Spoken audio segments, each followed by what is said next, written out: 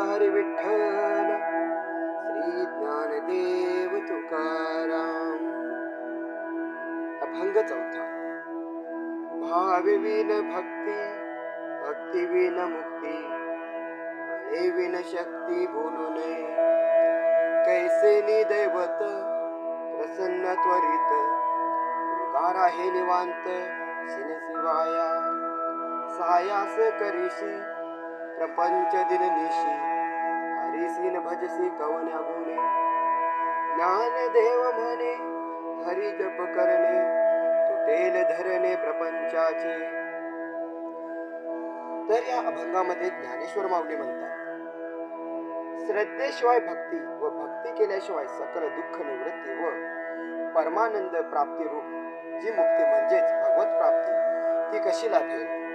अर्थात श्रीहरीच्या ठिकाणी भाव नसताना भक्ती व भक्ती वाचून मुक्ती मिळेल हे म्हणणे म्हणजे जसे एखाद्याने अंगात बळ नसता मी अमुक एक शक्तीची गोष्ट करीन असे म्हणण्यासारखे व्यर्थ बडबडणे होईल. देवप्राप्ती त्वरित कशाने होईल याची चिंता न करता चित्त स्थिर ठेव व नामस्मरणा व्यतिरिक्त इतर खटाटोपांत मन घालून व्यर्थ कष्टी होऊ नकोस. तू संसारात मात्र रात्रंदिवस कष्ट करतोस, पण हरिभक्त मात्र मुळीच करत नाहीस. ते का बरे.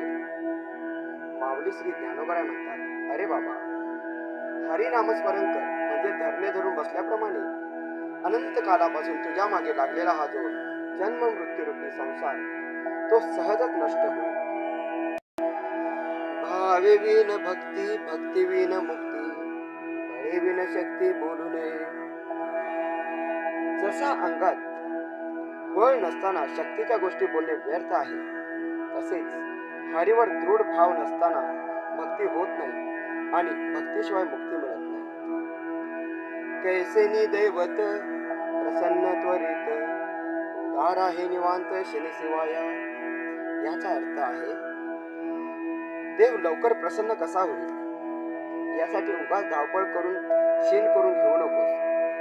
चित्त स्थिर करून शांत राहा. सायासे करीसी प्रपंच दिननिशी, हरिसीन भजसी कोण्या गुणे. रात्रंदिवस देह, बायको, मुले, घर, पैसा यासाठी एवढा खटाटोप करतोस, मग त्याच तळमळीने हरीला का भजत नाहीस.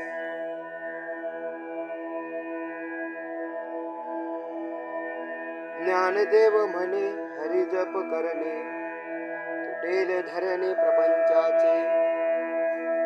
माझी माय माऊली ज्ञानेश्वर माऊली म्हणतात, फक्त हरीचा जप कर म्हणजे या प्रपंचाचे बंधन, या संसाराचे धरणे तुटून जाईल आणि तू यातून मुक्त होशील. रामकृष्ण. पुन्हा भेटू पुढील अभंगात. तोपर्यंत रामकृष्ण हरी.